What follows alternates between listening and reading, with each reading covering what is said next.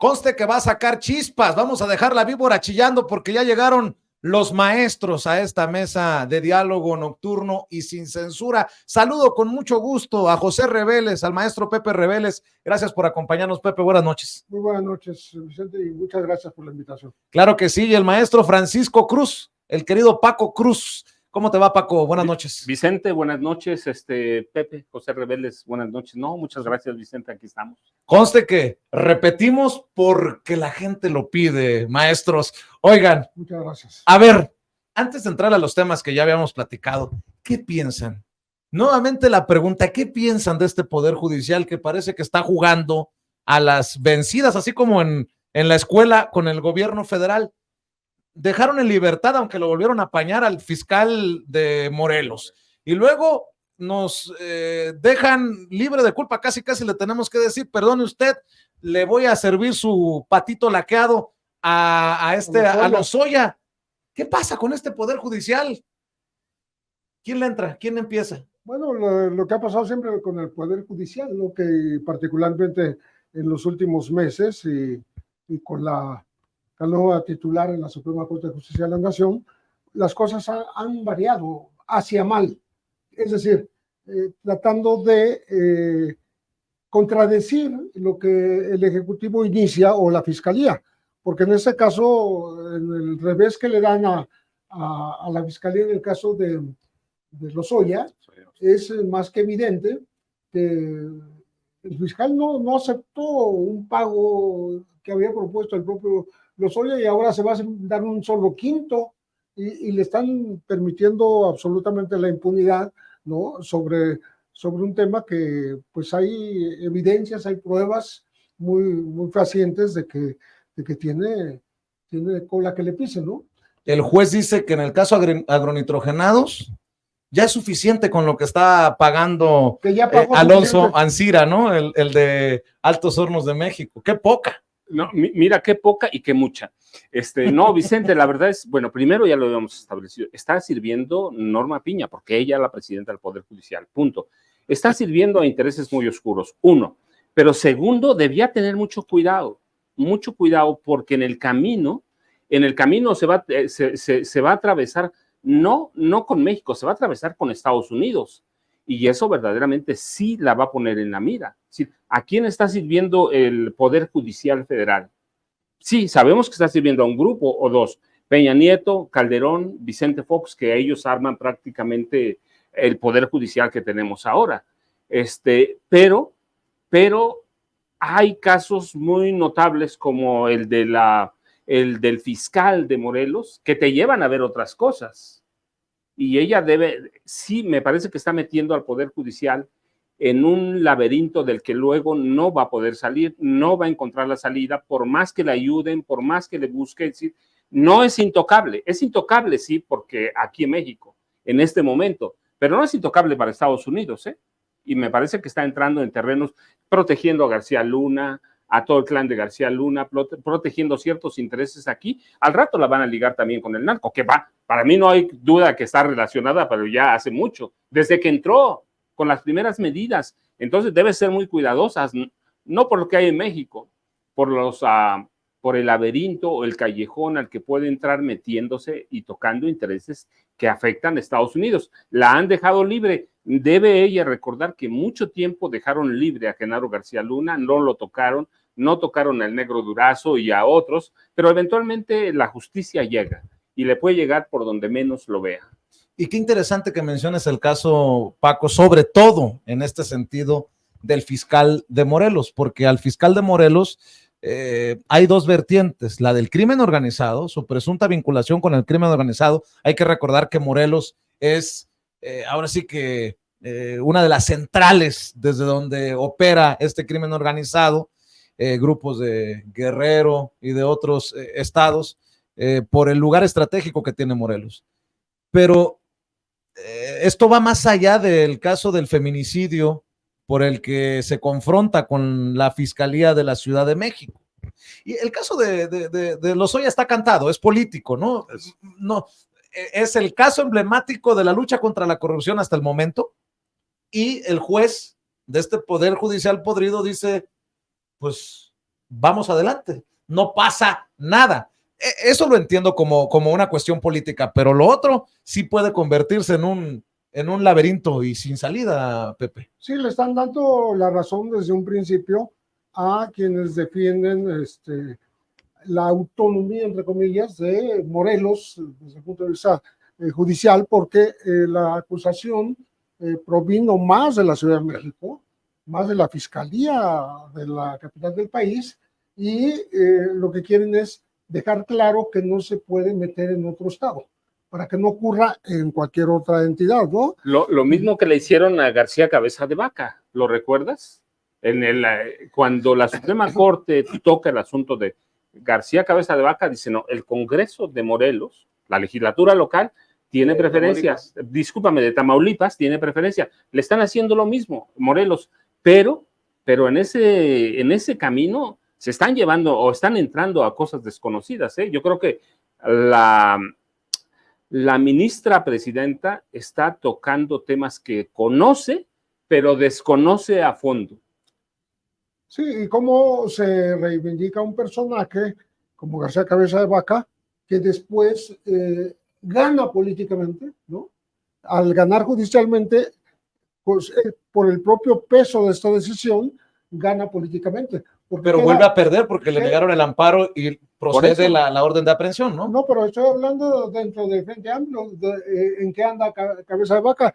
Se va a encargar de la anticorrupción, ni más ni menos. De la política contra el crimen organizado. O sea que es el contrasentido pintadito, ¿no? Déjenme soltar una pregunta para los dos que va a dejar la víbora chillando. ¿Es el Poder Judicial corrupto, podrido del que habla el presidente? ¿O también tiene responsabilidad la Fiscalía? Porque mucho hemos hablado también que hay o podría haber reductos de protección para Genaro García Luna, incluso en la Fiscalía.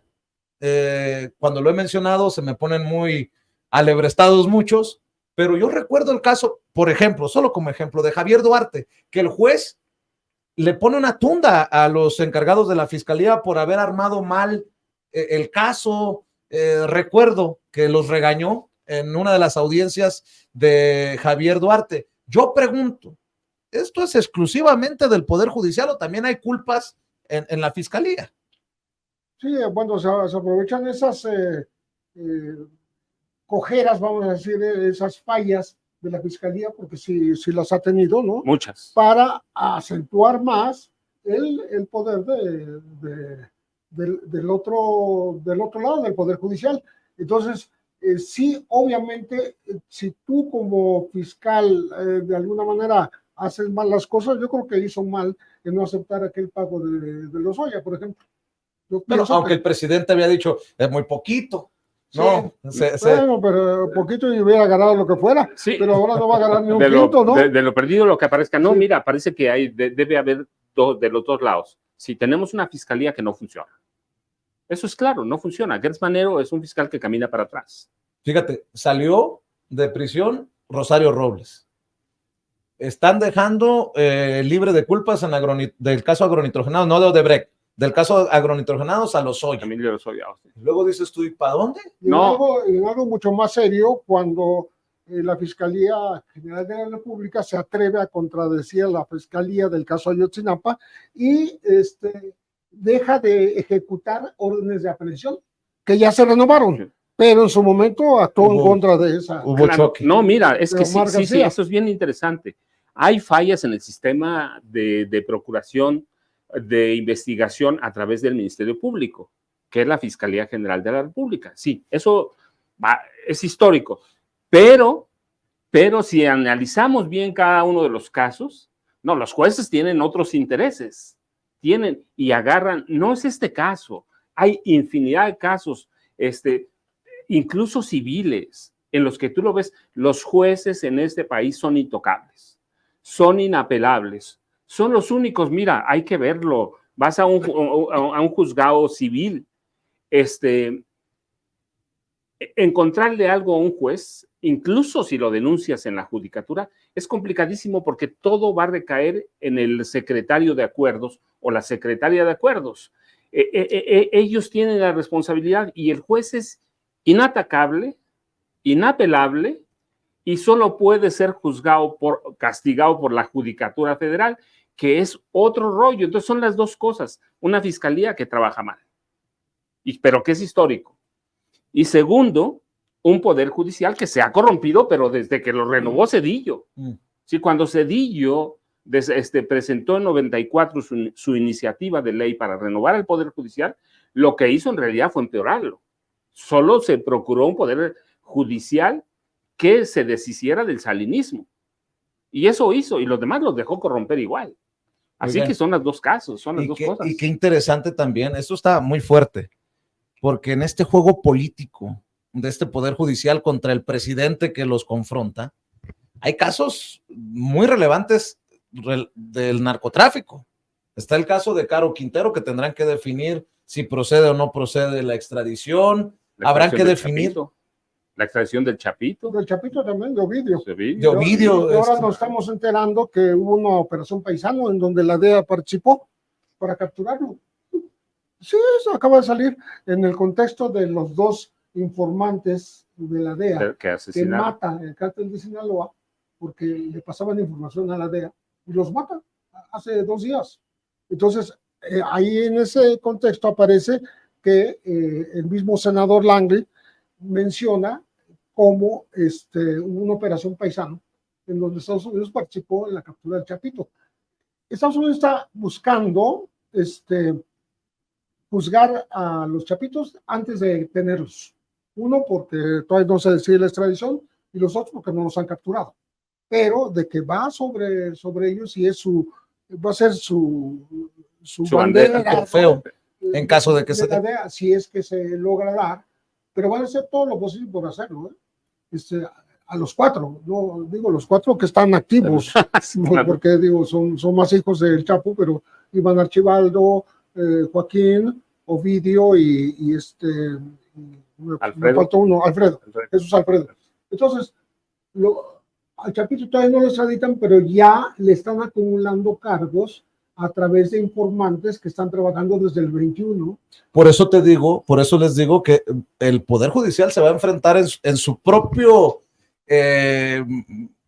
amarrarse los pies con la cola a situaciones como esta, que no son enchilame otra, ¿no? O sea, definir el futuro de estos personajes en esta politiquería en la que se han metido ellos solitos. Pues mira, yo digo que se ha metido en un laberinto, sí, por defender intereses políticos de grupos bien claritos, se está metiendo en otra cosa que sí conoce, porque los jueces conocen, pero desconoce todo el tamaño del monstruo. Sí, Norma Piña es a la presidenta del Poder Judicial, pero me parece que hay un poco de ingenuidad por servir a los grupos políticos que la llevaron al poder. Hay ingenuidad, está tomando decisiones que no debía tomar, y casos como el Chapito, casos como el de Caro Quintero, como el de la esposa de Genaro García Luna, de Linda Cristina, de Cárdenas Palomino, la van a meter en problemas en el futuro, o van a meter a todo el Poder Judicial, que además de pronto verán como una mafia. Esa es la realidad. Entonces hay que tener cuidado. Oigan, y antes de entrar a la lista de los más buscados, que a mí me sorprendió con lo que me dijeron antes de entrar aquí a esta mesa de diálogo nocturna y sin censura, ¿cómo ven a Xóchitl Gálvez? ¿Les pareció su estrategia de seguridad? No pendejos, no huevones y no rateros, dice. Y dije yo, ¿y no corruptos? Porque atrás de ella estaban todos, una bola de cabrones. Todos. Sí, justamente hay una caricatura en donde retrata eso que estás diciendo, porque dice, para alusiones personales, atrás están los 3 dirigentes de los partidos. Los partidos que la apoyan. Entonces dice, ok, dijo eso, pero salpicó ahí cerca, ¿no? Y además fue muy desangelado. Frío, el acto en el Ángel. Opaco, sí, frío, mira, todo. Pero qué tontería del frente, ¿no? El presidente está entregando su 5º informe de gobierno. Tendrían datos para debatir, para refutar. y le apuestan al circo. No, Sí, no, o sea, mira, me parece que ahí hay un error de concepción a ver, y hay un error de manejo político. Primero, tienes la entrega de la constancia como la futura candidata presidencial. Punto, ya.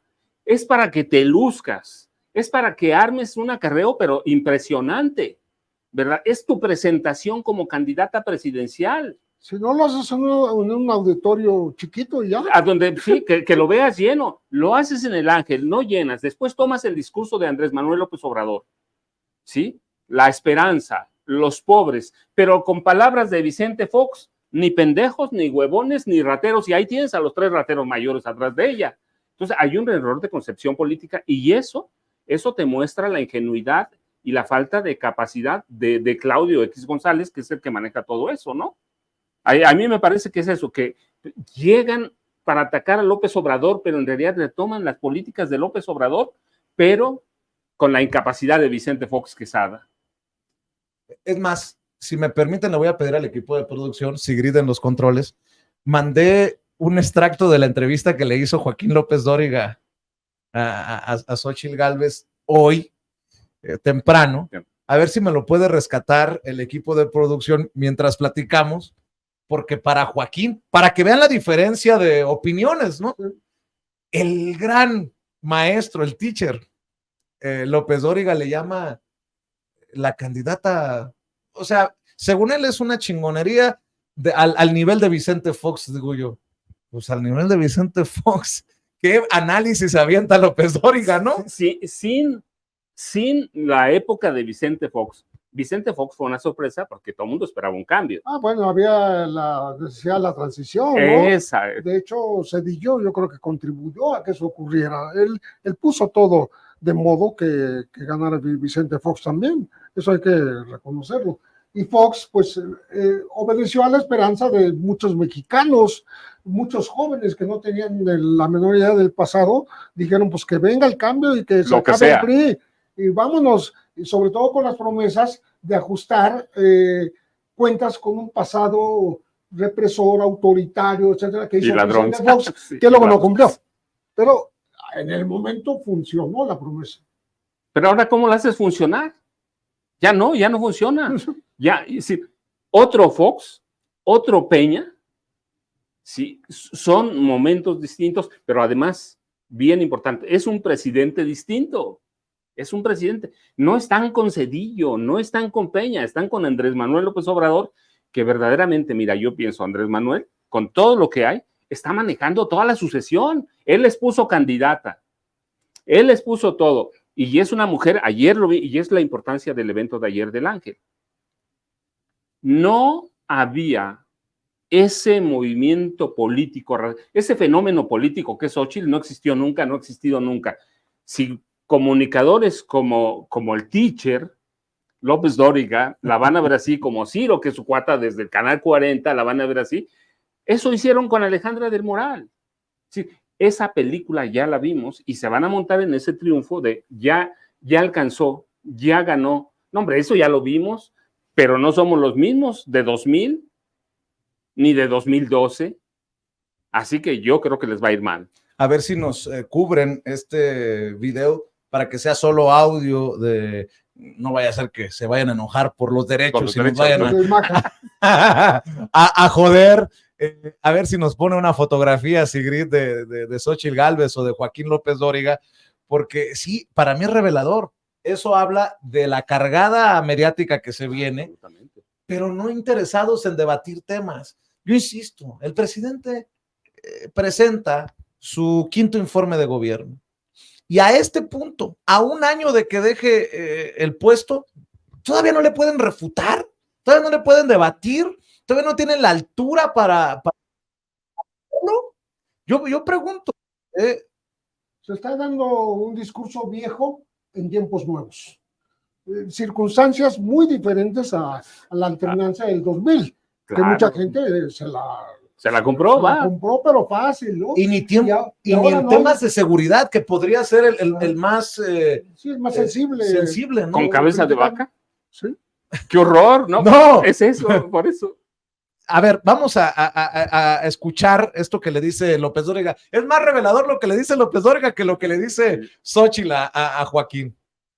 Xóchitl Gálvez, que haya aceptado venir hoy. Querida Xóchitl, ¿cómo estás? Pues apenas hace unas semanas ¿Qué tal? hablábamos de que empezábamos esta posible aventura y acabó en una realidad. En una realidad, Xóchitl, que donde lo que... Primero, yo soy de los que decían hace 3 meses que no había oposición. Sí, ¿por qué? Porque hace 3 meses no había un liderazgo competitivo. Y lo estuve diciendo, tal cual. ¿Qué ocurrió? Que Xóchitl con su estilo, pero el presidente con el suyo, se encargó de crear a quien yo he calificado la más formidable candidata presidencial desde los tiempos de Vicente Fox, La más formidable candidata presidencial desde Vicente Fox, dice Joaquín.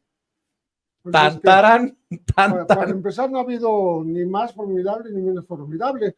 De allá para acá no hay candidatas, ¿no? No hay. No hay. Bueno, Hubo. Josefina Vázquez Moto. No, no me la maltrate. Y además la conoce muy bien. Sí, José sí. Revere la conoce bien. Exactamente, Por ahí tiene un libro Se me sobre ella. escapó Josefina. Sí, bueno, el libro habla del Partido de Acción Nacional, pero en tiempos en que operó Vázquez Mota, claro. Entonces, sí, estamos hablando del lema de Calderón, que era las manos limpias, eran las manos sucias del PAN. Bueno, Porque no podemos hablar de manos limpias de Josefina cuando sigue sin... A mí me prometió, la próxima semana regreso a tus estudios para aclararte lo de los 1,000 millones que me dio Peña Nieto para disque los paisanos. Y hasta la fecha. No va a regresar a fondo nunca. perdido. A fondo perdido, dice Pepe. No, mira, a mí me parece que fue lamentable lo de ayer domingo. Sí, de veras, porque yo seguido, de pronto soy muy obsesivo con la información, sigo cuadro por cuadro y digo, no, pues, ¿qué maquinaria electoral tienen? ¿Cómo opera? Que además lo he dicho públicamente muchas veces. Si hay un tipo incapaz en la operación política de este país, es Claudio X González. ¿Cuántas elecciones ha perdido? ¿Qué va a hacer? Si el músculo electoral de Xóchitl Gálvez Ruiz está en lo de ayer, que era la presentación como candidata, era su unción, y oye, dice, está vacío. Hablando de informes, hay de informes a informes, ¿no? Hoy presenta su informe Alfredo del Mazo, y creo que Alfredo del Mazo le ha fallado feamente al Estado de México.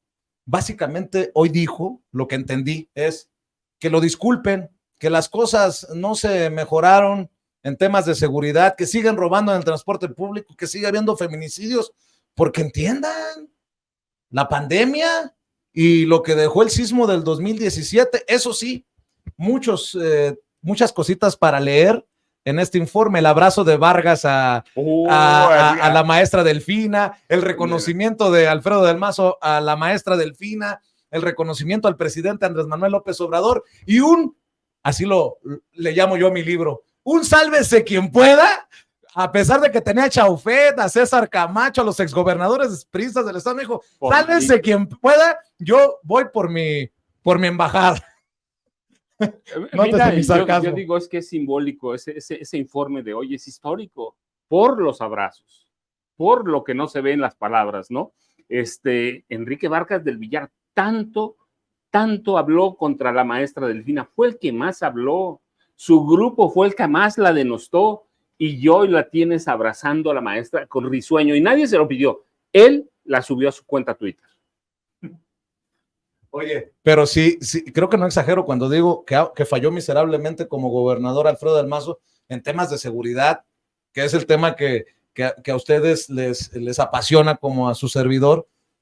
Quedó muy mal el Estado de México, el crimen organizado metido hasta la médula, los feminicidios tienen al Estado de México como una de las capitales de feminicidios, y el robo en el transporte público, un desastre, Pepe. Sí, parte de la pérdida que sufrieron con Delfina tiene que ver con eso, porque no solucionaron los problemas. Que ahora lo reconozca el gobernador, pues es un reconocimiento después de una derrota histórica, ¿no? Nunca había Así lo consideró histórico, ¿eh? Sí, porque nunca había perdido el PRI casi un siglo, y ahora, pues, ¿qué le queda?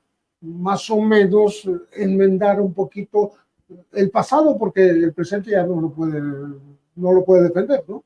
Entonces creo yo que la parte de la derrota del PRI en el Estado de México tiene que ver con su saldo desfavorable en el cumplimiento de sus obligaciones, ¿no?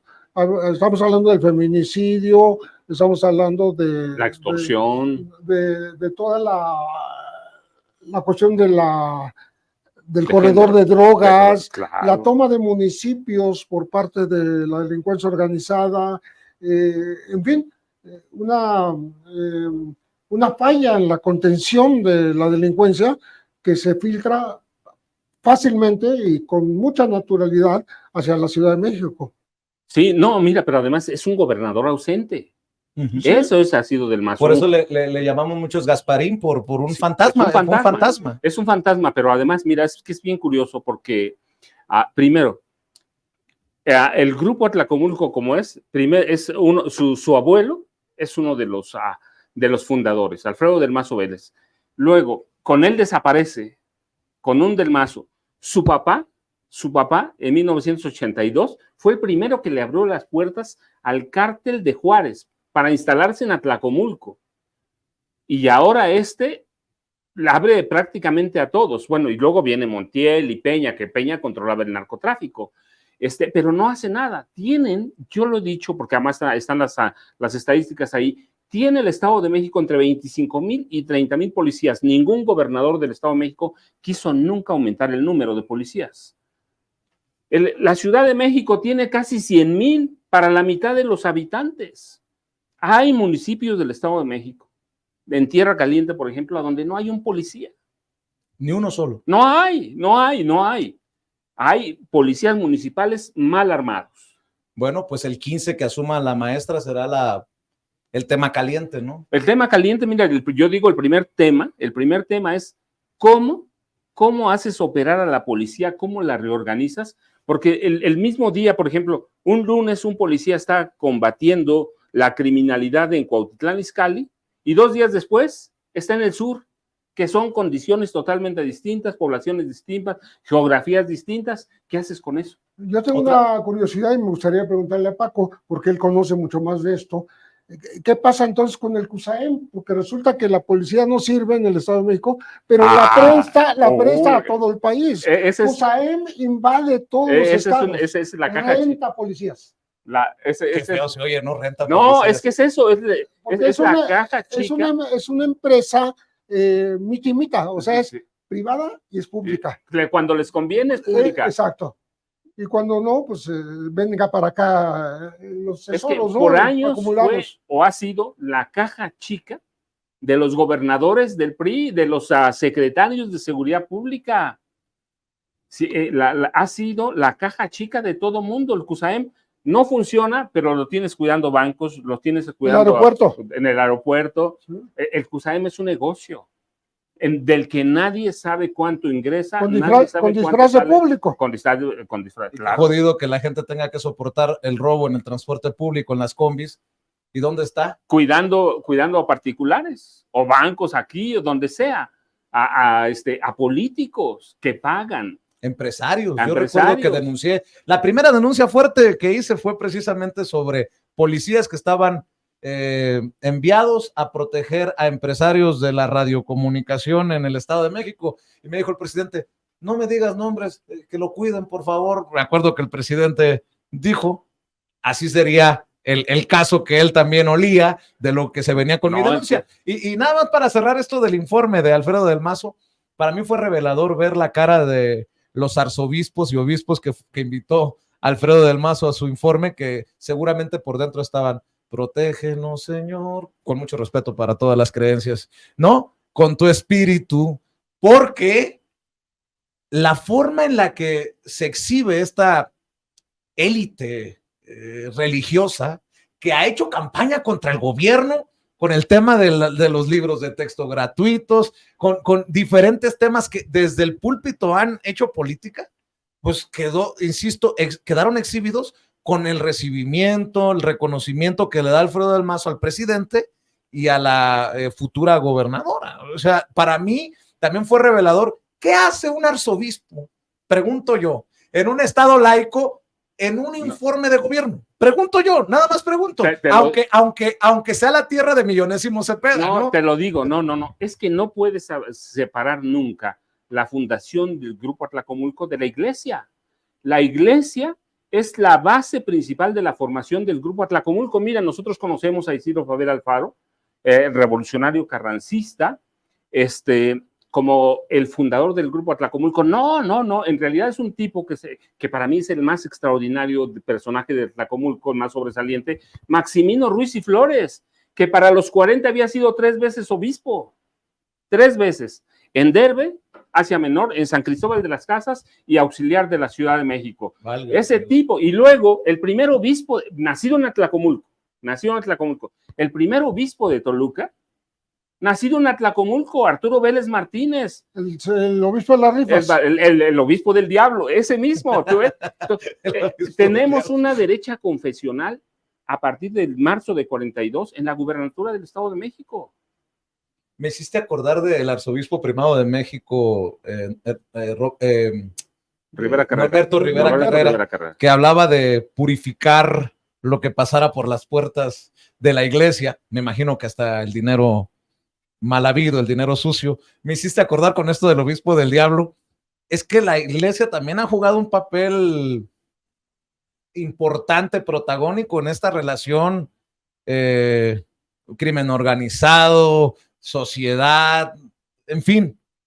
Sí, a veces pública, a veces soterrada, ¿no? Pero sí juega un papel. Cuando mencionas a Millonésimo Cepeda, ¿no? El obispo de los privilegios. Tuvo una acusación formal por haberse quedado con una fortuna de una señora Azcárraga.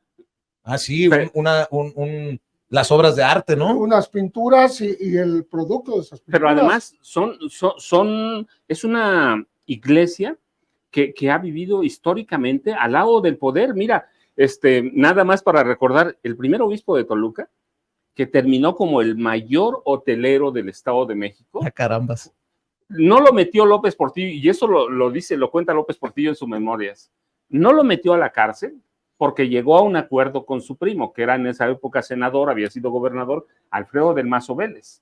Pero ese obispo, asociado con la primera dama, María de los Dolores Izaguirre Castañares, esposa de Ruiz Cortines, se robaron todo lo de las rifas para la construcción, residencias, automóviles. ¿Pero qué iban a construir? La Catedral de Toluca. Ah, caray. Sí, López Portillo lo cuenta en sus memorias, no te lo estoy contando. No, lo cuenta López Portillo. Si no lo metía a la cárcel porque su primo llegó a un arreglo, pero lo que no cuenta López Portillo, eso lo cuento yo en las Damas del Poder, es que Arturo Vélez Martínez, el primer obispo de Toluca, tenía un acuerdo con la primera dama, María de los Dolores Izaguirre, y ella le pedía a los políticos que hicieran donaciones, a los empresarios, y ellos hacían donaciones para construir la catedral, y un día que pierden todo.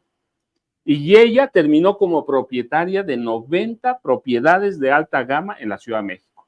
Controlaba la prostitución, controlaba en prostíbulos en Ciudad de México y en Veracruz. Esa es la iglesia, y es la iglesia en el Estado de México, para que tengas una idea del poder. Y por eso estaban hoy ahí. Y hoy el representante es el presidente del Tribunal Superior de Justicia, legionario de Cristo. Ya tienes. Ya me dijiste todo. A ver, me sorprendiste, Pepe, cuando antes de entrar a la mesa hablabas de una reorganización o reclasificación de los más buscados del gobierno de Estados Unidos. Y me dijiste, no aparece ni el Mencho ni el Mayo. Ni el Mayo Zambada. Ah, caramba, esa sí es noticia. Sí, es noticia porque obviamente están contradiciendo todo lo que han dicho anteriormente, ¿no? Son los malos. El Mayo era jefe del Chapo, según salió a relucir en el juicio, y el Mencho es el más buscado porque es digamos que el que quiere ser el sucesor del cártel de Sinaloa, ¿no? Y que tiene familiares presos. Además, Estados Unidos ha movido de que el cártel Jalisco Nueva Generación y el cártel de Sinaloa son las organizaciones criminales más peligrosas del mundo. Sí, más peligrosas del mundo, con 45,000 operadores en todos los continentes, ¿no? Pero la esposa del Mencho ha sido señalada, la hija del Mencho, el hijo del Mencho, o sea, Toda la familia. No sé por qué ahora dicen, pues ya no está entre los 10 más, porque le quieren poner el acento a los chapitos. Ellos quieren a los chapitos, porque es lo ¿Por que el más tema del luce, fentanilo o qué? es lo que más, sí, es lo que más viste. De momento. En el momento, Sí. la droga de moda es el fentanilo y es lo que más le interesa a Biden. A Estados Unidos lo que más le interesa es acabar, por lo menos aparentemente, con esa plaga infernal, porque se mueren casi 100,000 estadounidenses cada año por el fentanilo. ¿Y quiénes son los culpables? Los chapitos. Los chapitos. ¿No? Porque dicen que son los dueños de los laboratorios, son los que tienen, hasta te dan los detalles de quién es el control de la importación, quién viaja a China y trae la droga, quién tiene los laboratorios, etcétera. Es lo que quiere Estados Unidos. La joya de la corona son los chapitos. Recuerdo que en la pasada mesa yo les preguntaba en qué momento como que había cambiado el crimen organizado y pasamos En los 80. de los de sombrero y botas, bragados, de la sierra, a los de traje y corbata. Bueno, me llama mucho la atención cómo hablan de una nueva generación en los más buscados, una nueva generación de narcotraficantes. Por ejemplo, sale el Mayo Zambada, sale Nemesio Ceguera, líderes del cártel de Sinaloa y de Jalisco Nueva Generación, respectivamente, y aparecen Iván Archibaldo Guzmán Salazar, hijo de Joaquín Guzmán, el Chapo Mayor, Guzmán, conocido Iván Archibaldo como el Chapito. El Chapito. También aparecen otros personajes, pero definitivamente lo que brinca es la salida del Mayo y del Mecho. Mira, yo tengo, no ahora, una idea muy vieja que planteo más o menos en Cártel de Juárez. La lista de los más buscados es como una partida de dominó y al mismo tiempo un juego de ajedrez. Entran y salen según los intereses de la DEA, según las presiones del Departamento de Justicia, según las presiones del Departamento de Estado y según el presidente de Estados Unidos. Si los van moviendo, ¿cómo es posible que ofrezcan 10 millones o 15 millones por el Mencho o por el Mayo Zambada y de pronto los quiten de la lista? ¿Por qué? Porque sirven como peones en un juego que controlan ellos. Sí, lo que antes Estados Unidos llamaba llamaba certificación o desertificación de los países, ya no lo hace, porque ya en estos tiempos no se puede estar haciendo. Yo te condeno, tú no estás haciendo las cosas mal, tú la estás haciendo mal, tú la estás haciendo bien, y por tanto este año te perdono. No, en vez de eso tiene la lista de los más buscados. Y ahí sí señala a quienes pertenecen a México, por ejemplo, pero a su gusto, como dice Paco, ¿no? Es una cuestión de un deseo personal, digamos, de la actual directora de la DEA, porque no es que hayan hecho más o menos, ¿no?, de lo que ya habían hecho antes, ¿no? Ya están ahí. Pero como tú dices, ¿no? Hay recompensas de 20 millones, por el Mayo había 15, y por el Mencho 10. Ya no están ahí. También hay que decir unos por otros. Así como aparece Iván Archibaldo, el Chapito, en la lista de los más buscados, sale de la lista de los más buscados Jesús Alfredo Guzmán Salazar, el Alfredillo, otro de los hijos de Joaquín Guzmán. Unos por otros, pues a eso me refiero. Y está el gobierno de Estados Unidos muy atento al caso de Ovidio Guzmán, ya lo mencionábamos, que podría irse en extradición al norte. Ellos están seguros que se va a ir, porque México, hay que decirlo con toda claridad, no ha negado ninguna extradición importante a los Estados Unidos. Nada más que le aprieten la Norma Piña, a ver qué va a hacer. Se deshace de los capos porque no le conviene tener bombas de tiempo en México, punto. Sobre todo después de la fuga del Chapo. Para mí resulta fascinante, apasionante tratar de analizar esto. Si bien es cierto, es como un juego de, ¿qué dices? ¿De dominó? Dominó, vas sorcando tus mulas, las vas bajando. Pero fíjate, se ha ido transformando también el panorama, el campo del crimen organizado. Los grandes capos, yo no estoy diciendo si hay mejores o peores o más, o ahora es más efímero el liderazgo porque podrían bajarlos o matarlos con más facilidad que antes, pero pasamos de Rafael Caro Quintero, de En la época, pues Don Neto. Don Neto, Y el Güero Palma, ¿quién más teníamos? Félix Félix Gallardo, que sigue vivo, pero Cecilia Falcón, apenas vive. ¿sí? algunos de los Arellano Félix, el Los Mayo, históricos. el Azul ya también parece que falleció, pero hemos pasado de esta camada ahora a todo lo que hay, porque también se han incrementado en número las células y los cárteles y los grupos. Es lo que así lo entiendo. Sí, de pronto aparecen nombres que nunca has oído. Aunque hayas leído muchísimo el narco, te aparece un nombre que dices, ¿qué onda? ¿Y que de dónde salió? Porque son ¿no? células es decir, es la economía de escala del narco. Si también ellos es un país más complejo, es un país con más habitantes, es un país con más dinero, así que tienen que también hacer economías de escala, no pueden operar todo, necesitan gerentes. Por ejemplo, regiones. Colombia está llena de mexicanos, de capos mexicanos.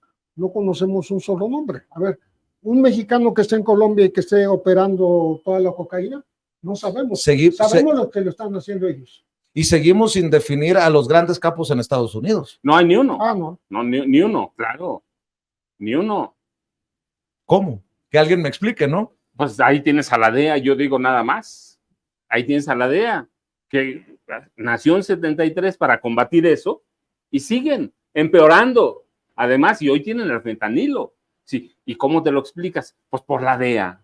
Fíjense que tuve una conversación muy interesante. No voy a identificarlo porque no le pedí permiso para revelarlo, pero tuve una conversación con un alto mando del ejército en mi ida a Campeche, ahora que fuimos en un avión de la Fuerza Aérea Mexicana, el 5º informe de gobierno, y le decía, pero a ver, no voy a dar ni su cargo ni nada, a ver, ¿dónde se jodió la cosa? ¿Dónde cambió todo? Con la irrupción de los Zetas, me dice. Porque antes tú no veías a gente con el traje militar y los radios desde su perspectiva, ¿no? Antes era pues la gente de sombrero, la gente de botas, la gente de las troconas, y ahí fue donde, dice él, creo yo que cambiaron muchas cosas a lo que hoy más o menos entendemos del crimen organizado. Y otra cosa que me llamó la atención, además de esto de autocrítica, porque tiene que ser una autocrítica cuando habla de los Zetas, porque se convirtieron de militares a matones, a sicarios, pero Paco, me llamó mucho la atención algo que a manera de reclamo me dijo este personaje. ¿Por qué? Me dice, en todas las películas mexicanas nos tienen que tachar a los militares como corruptos y los malos de la película. No estoy diciendo que no haya manzanitas podridas, claro que hay, pero ¿no te has dado cuenta del cine hollywoodense que los héroes casi siempre son los militares? ¿Por qué? Ayúdame a entender esta cultura entre el cine mexicano y el cine.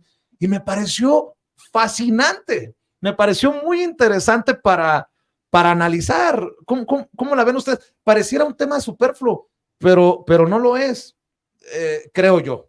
No, si él te mencionó este personaje, el caso de los Zetas, está reconociendo la corrupción del ejército. Porque los Zetas, ¿qué son?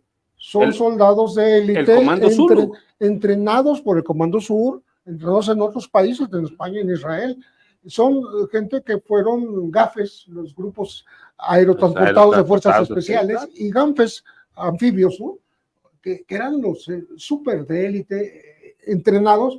¿Y cómo los vislumbró Ciel Cárdenas para decir yo, estos son los que quiero, ¿no? Pero además, se los llevó y los con saca él, Cedillo. y los hizo los jefes del narco, claro. Del narco a partir de eso.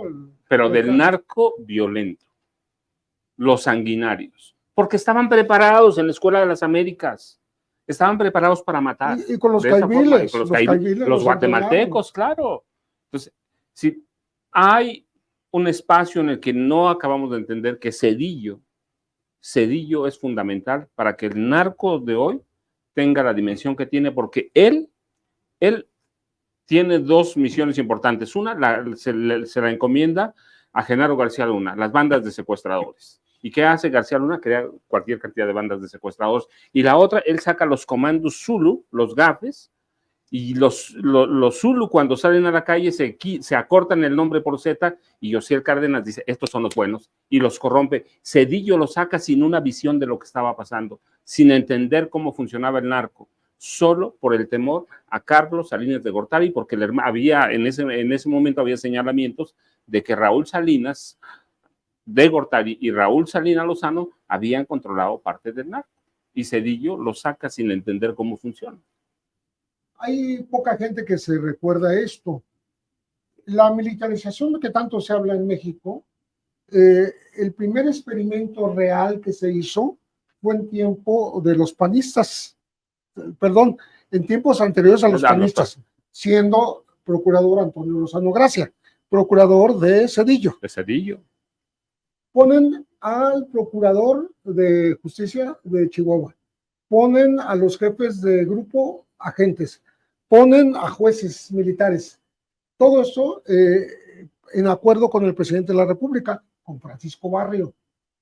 Y en esa época con Clemente Vega, que después sería secretario de la Defensa. Y ahí se hace el experimento militar, fracasado, pero se hace. En México se hace un experimento militar a finales de los 90s, ¿no? Entonces, uno piensa, ¿y por qué hacen este tipo de ensayos? ¿Con qué fin, no? Porque iban a poner, y nos dio la razón la historia, después iban a poner muy rápidamente a un procurador de la República, ¿sí? Ahí llegó el procurador con Fox. Fue más que evidente el ascenso de los militares al dominio del aparato judicial y represivo de los civiles, ¿no? Y si ahí sumas que históricamente parte del narco nace con coroneles del ejército, que lo puede seguir hasta Belardo L. Rodríguez, no, pues ya se amoló la cosa. Yo quiero regresar, si me permiten, en la recta final, a esto de la lista de los más buscados. Creo que también en el narcotráfico se mueve mucho los mensajes encriptados, la simbología. ¿No es esto un faltarle al respeto a los grandes capos por parte de las autoridades estadounidenses, picarles la cresta? No sé, pregunto, porque de un momento a otro decir que no es tan relevante, porque así lo entiendo yo en esta lista, ¿no? ¿Cómo lo aceptaría el Mayo o el Mencho de decir, oye, ¿cómo que me quitaron de la lista de los más buscados? Pues no, yo creo que ellos deberíamos de ser los más buscados, ¿no? Ellos encantados, ¿no? En esa medida hay una especie de regla de 2x3, ¿no? Que si eres muy mencionado por la DEA, por el gobierno de Estados Unidos, por el gobierno mexicano, aparecen los medios, etcétera, llega un momento en que eres capturado. Te puedes caer. Como que a fuerza, la fuerza de los medios, la fuerza de la propaganda, la fuerza de las historias y las reales y las no reales de un capo, derivan en su captura.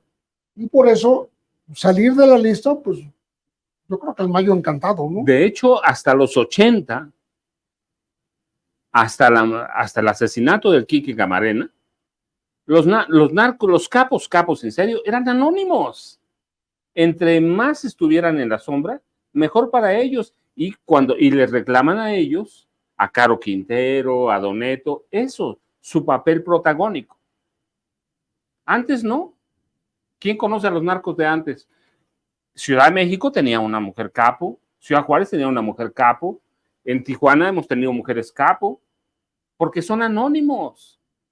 Pero hoy, después de eso, bueno, también se sintieron rockstar y eso los pone en la mira de todas las autoridades. Entonces, sí, yo también creo que salir de la lista es que bueno, ya salimos, vamos a seguir trabajando. ¿Y qué tanto éxito puede tener la lista de los más buscados? Porque, bueno, una cosa es la lista de los más buscados del FBI, otra los de la DEA, pero me suena a estas evaluaciones o estos documentos del gobierno de Estados Unidos que han servido para una fregada en la lucha o en la guerra contra el narcotráfico, tipo Plan Mérida o Plan Colombia, que no sirvieron para gran cosa, y esto de los más buscados lo han mantenido con los años, pero yo pregunto, ¿sirve de algo? Yo creo que históricamente ha sido un fracaso, como ya lo señalas, ¿no? Tanto el Plan Mérida como el Plan Colombia. La iniciativa Mérida como el Plan Colombia, porque no solucionaron el problema que iban a atacar. Nunca lo solucionaron. Dos, la creencia en que cortando la cabeza de un grupo, terminas con el grupo, lo cual no es cierto. A un grupo lo liquidas, entre comillas, o lo puedes liquidar a través de quitarle su estructura financiera. No a través de cortarle la cabeza y matar o encarcelar o extraditar al jefe del grupo, ¿no? No, tienes que quitarle dinero porque operan con dinero, operan con el poder económico que les da ser dueños. Son fortunas de miles de millones de dólares. Fíjate que eso lo escuché en el juicio contra Genaro García Luna del Rey Zambada, porque el Rey Zambada era en su momento el contador del cártel o del sector manejado por el Mayo, su hermano. Sí, claro. Qué interesante eso que estás mencionando. Y tú dime si alguien en México o desde los Estados Unidos les quita ese soporte, ese sostén financiero, pues la columna vertebral económica del narcotráfico. Nadie. Todo el mundo se va contra los capos y el enfrentamiento callejero, la captura del vicecapo y lugarteniente, pero no dices, les quitaron.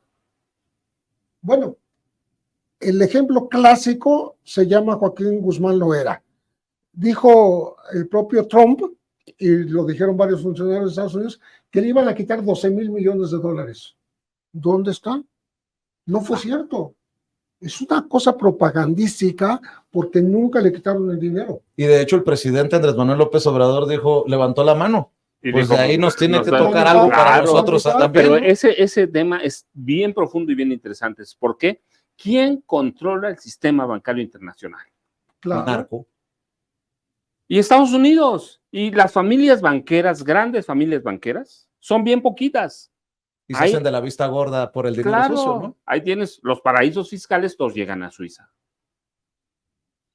Sí, yo por eso mencionaba la vez anterior que conversamos, como Roberto Saviano dice, la economía de Sinaloa salvó la economía italiana y salvó bancos europeos. O sea, ese dinero circula allá, no está debajo del colchón. Sí. Y se les permite que lo obtengan y nadie se los quita. Pregunto de nuevo, ¿sirve o no sirve esto de la lista de los más buscados? Porque yo no me imagino a alguien que diga, lo vi en la lista de los más buscados, yo sé dónde está, cómo lo van a apañar y quiero 10 millones de dólares que ofrecen de recompensa. Lo que decíamos, regresamos a la práctica inicial. Es como un juego de ajedrez, como un juego de dominó. Estados Unidos también es un país que se mueve por cuestiones políticas. Así que la van moviendo según los intereses del nuevo director, la nueva directora de la DEA, según el presidente que tengas ahí encima y según los intereses de la DEA en conjunto. Para eso sirve, es decir, tenemos que verlo como un movimiento político estratégico. ¿A quién le va a servir? A Estados Unidos. A nosotros no sirve para nada. Hoy que está en boga lo del fentanilo, pues que no estoy tratando de alguna manera de demeritar la importancia al decir esto de que está en boga, sino que está en boca de todos, en políticos, en medios en Estados Unidos del fentanilo. Es por eso, pues, que bajan a un rey de la cocaína como el Mayo Zambada y suben a los que consideran ellos como los reyes del fentanilo. Por ahí va la cosa, ¿no? Sí, claro. Sí, porque ahora es la moda para ellos, entre comillas. La moda, qué fea manera de decirlo, porque está matando gente. Está matando decenas de miles de estadounidenses. Esa sustancia, que es poderosísima, ¿no? Y basta con una poquita de mezclada con otras drogas, se mezcla con cocaína, se mezcla con heroína, se hacen pastillitas, engañabobos porque son de colorcitos, así como dulcecitos, pero matan a una persona, la matan. Bueno, pues déjenme para cerrar. Estamos a la vuelta de la esquina. Creo que puede ser uno de las últimas pláticas antes de que se cumplan 9 años de la desaparición de los normalistas de Ayotzinapa. Ojalá que tengamos otras oportunidades. Ojalá que la agenda y la vida les dé para hacer estas mesas que creo que en mucho no solamente gustan, sino aportan a la audiencia, como la de Sin Censura. ¿Alguna reflexión? A 9 años, a casi 9 años de la desaparición de los normalistas de Ayotzinapa, ya estamos, insisto, a unos días nada más. 26. Paco. Mira, yo creo que todavía no hay nada nuevo, no hay algo verdaderamente para decirse. Más me parece lo relevante es cómo Alejandro Encinas Rodríguez lidia con el ejército. En el momento que haya una especie de arreglo o persecución o lo que sea, se va a vislumbrar algo. Antes me parece que ahorita no van a... Sí, lo único que puede ayudar a este caso es que le digas a los padres, aquí están los culpables, o aquí es así, aquí están fue los el destino cuerpos de los cuerpos, o así fue el destino. Lo otro, hemos pasado ya cuántos años con ese caso y no hay algo muy sólido. Si no le puedes decir a un padre, mira, es que fulano, mengano, perengano, ya conocemos mucho del entramado. Lo que necesitan los padres es decir, así estuvo la desaparición. Híjole, pues vaya caso que sigue teniendo en las manos a Alejandro Encinas. Una reflexión para cerrar sobre eso, a casi 9 años, Pepe. Sí, es terrible pensar que habiendo tantos culpables, porque vuelve a salir en esos mensajes filtrados al New York Times, 23,000 mensajes, ¿no? Vuelve a aparecer que todas las autoridades tuvieron que ver. Ejército, policía local, policía estatal, policía federal. Y los criminales. Todos, y los criminales, por supuesto, ¿no? Entonces, no hay nadie que se salve. Y sin embargo, no hay la posibilidad de judicializar de manera correcta el tema, porque falta lo esencial, encontrar los restos. Digo, perdón que diga los restos, pero es una cuestión que ya admite el gobierno, que no van a aparecer vivos jamás, ¿no? Y ahora vuelve a salir que utilizaron incluso un crematorio de una empresa particular para llevarse algunos de ellos, ¿no? Pero que otros, dice un dirigente de la CRAC, hay un video que está circulando en este momento, donde dice, yo tengo 2 compañeros que van a declarar, ¿no? Porque saben dónde están los muchachos, o sea, los restantes, porque unos no están. Si están deshechos en un crematorio, no están. Es dificilísimo ubicar ese ADN, pero sí es posible a los que desenterraron y volvieron a enterrar. Y como decíamos hace un momento, todo el paquete se le está echando encima al responsable de la comisión, que es Alejandro Encinas, el subsecretario, y vemos por primera vez como un subsecretario de un gobierno es atacado por el ejército de ese mismo gobierno.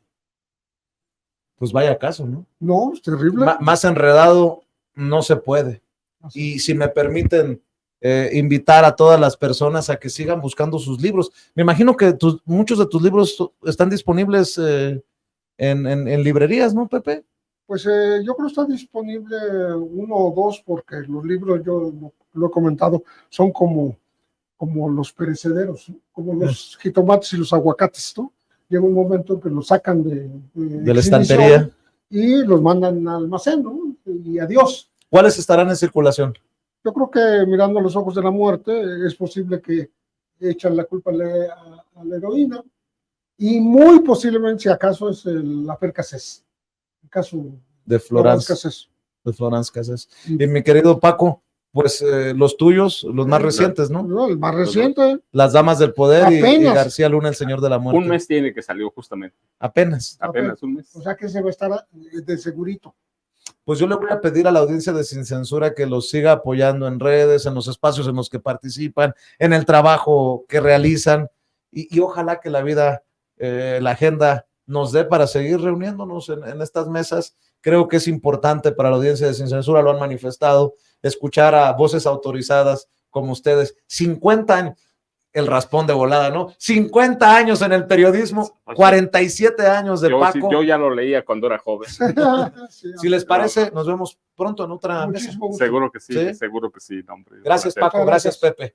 Los maestros Paco Cruz y Pepe Reveles, José Reveles y Francisco Cruz, hablando con nosotros sin censura. Y como ya no es suficiente con vernos en vivo y en directo, le pido que nos respalde, compartiendo con familiares, amigos, contactos, a través de WhatsApp, de Facebook, de Twitter, por donde usted quiera esta conversación.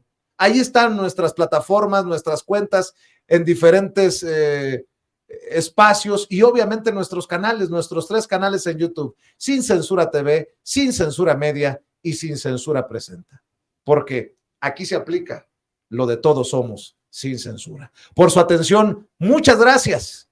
Y lo sigo leyendo sus comentarios en nuestros chats en vivo y en directo sobre esta mesa con los maestros Francisco Cruz y José Reveles. Por lo pronto, buenas noches y que Dios nos bendiga a todos.